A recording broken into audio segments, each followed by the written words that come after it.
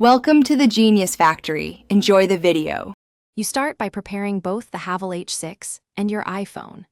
Unlock the phone and turn on Bluetooth and Wi-Fi so the head unit can discover it.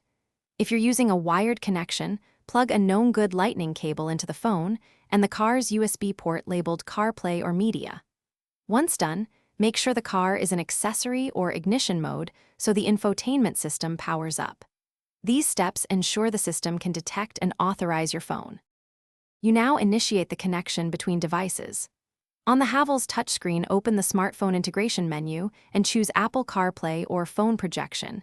If you don't see it, press phone or projection. On the iPhone, go to Settings, General, CarPlay and look for the H6 under Available Cars, then tap it. When a PIN or confirmation appears, compare digits and accept on both devices. Make sure you grant permission for contacts and notifications. You finish by testing core functions. Start navigation, play audio, and use Siri to confirm CarPlay is active.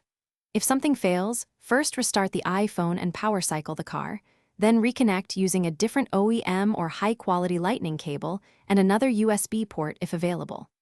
Make sure iOS is updated and check the Haval infotainment firmware for updates.